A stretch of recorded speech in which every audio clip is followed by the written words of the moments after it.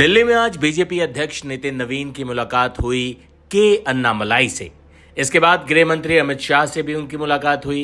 इस मुलाकात पर सभी की निगाहें टिकी हुई हैं, क्योंकि कहा जा रहा है कि तमिलनाडु बीजेपी के पूर्व अध्यक्ष के अन्नामलाई राज्य में एक नया आंदोलन शुरू करने जा रहे हैं। उनका लक्ष्य समान विचारधारा वाले लोगों को जोड़ना और एक मजबूत संगठन तैयार करना है। सूत्रों ने यह भी बताया कि ऐसी चर्चा है कि वो मक्कल शक्ति अयक्कम यानी जनशक्ति आंदोलन शुरू कर सकते हैं। सूत्रों ने बताया कि यह आंदोलन उनकी अलग पार्टी बन सकती है। कहा जा रहा है कि अन्नामलाई का अपना एक एनजीओ वी द लीडर्स है, वो इसी के जरिए नया आंदोलन शुरू करने जा रहे हैं। नए आंदोलन के जरिए वो युवाओं को राजनीति से जोड़ने के लिए ट्रेनिंग देंगे। वो अपने वॉलंटियर्स को जोड़कर एक मजबूत कैडर तैयार करेंगे। अन्नामलाई की पार्टी बनाने की खबरों के बीच उनके समर्थक उनके साथ खड़े हो गए। बता दें कि अन्नामलाई का पार्टी बनाने का ये कदम या ये चर्चा 3 भाषा नीति को लेकर केंद्र के साथ उनके मतभेदों के बाद आया है। अन्नामलाई ने कक्षा 9 के छात्रों के लिए सीबीएसई की 3 भाषा नीति के कार्यान्वयन को वापस लेने की मांग की थी। अन्नामलाई ने अपने एक पोस्ट में टिप्पणी की थी कि 3 भाषा नीति से तमिलनाडु में छात्रों और अभिभावकों को अनावश्यक मानसिक तनाव हो रहा है, जबकि कई साल से अन्नामलाई इसी 3 भाषा फॉर्मूले के सबसे आक्रामक समर्थकों में से रहे।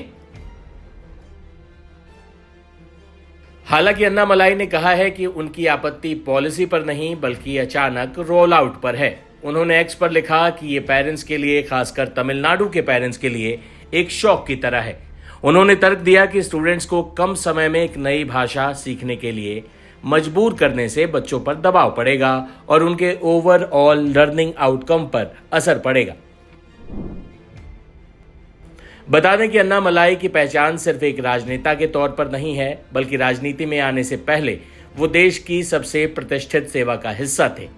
के अन्नामलाई 2011 बैच के आईपीएस अधिकारी थे। उन्होंने कर्नाटक कैडर के तहत भारतीय पुलिस सेवा में अपनी जिम्मेदारी संभाली। बेंगलोर में वो सिंघम के तौर पर लोकप्रिय भी हुए। 8 साल पुलिस में सेवा करने के बाद साल 2019 में उन्होंने इस्तीफा दिया था। उसके बाद बीजेपी में शामिल होकर राजनीति में सक्रिय हो गए। आईपीएस की नौकरी छोड़ने के बाद अक्सर लोगों के मन में ये सवाल उठता है कि क्या अन्नामलाई को अभी भी सरकार से पेंशन मिलती है। इसका सीधा और साफ जवाब सरकारी नियमों में छिपा है। नियमों के मुताबिक जो अधिकारी सेवा के दौरान स्वैच्छिक सेवानिवृत्ति यानी वीआरएस लेते हैं, केवल उन्हें ही पेंशन का लाभ मिलता है। चूंकि अन्नामलाई ने अपने पद से बाकायदा इस्तीफा दिया था, इसलिए नियमानुसार इस्तीफे के मामले में पेंशन का कोई प्रावधान नहीं होता। यही वजह है कि उन्हें अब आईपीएस सेवा की कोई पेंशन नहीं मिलती। राजनीति की बात करें तो राजनीतिक गलियारों में अन्नामलाई के बीजेपी छोड़ने की चर्चाओं को बल उनके जन्मदिन से ठीक पहले मिला है। 4 जून को अन्नामलाई का जन्मदिन है और इससे पहले ही तमिलनाडु की प्रमुख सड़कों और सार्वजनिक जगहों पर बड़े बड़े पोस्टर्स लगा दिए गए।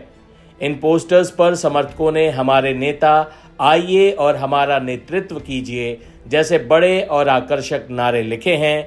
इन नारों को देखकर ही कयासबाजी शुरू हुई कि के अन्नामलाई अब अपनी अलग पार्टी बना सकते हैं।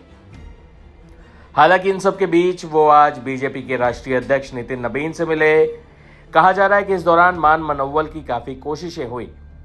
देखना दिलचस्प होगा कि अन्नामलाई क्या कदम उठाते हैं। जाहिर है अगर वो बीजेपी छोड़ेंगे तो ये पार्टी के लिए भी बड़ा नुकसान होगा।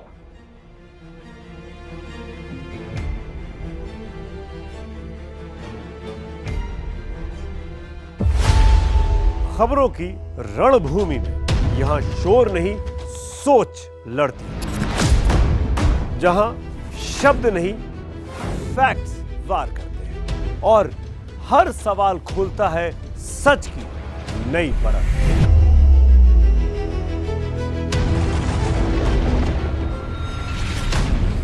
चक्रव्यूह आपके अपने सुमित अवस्थी के साथ सोमवार से शुक्रवार शाम 6:57 पर टाइम्स नाउ नव भारत पर।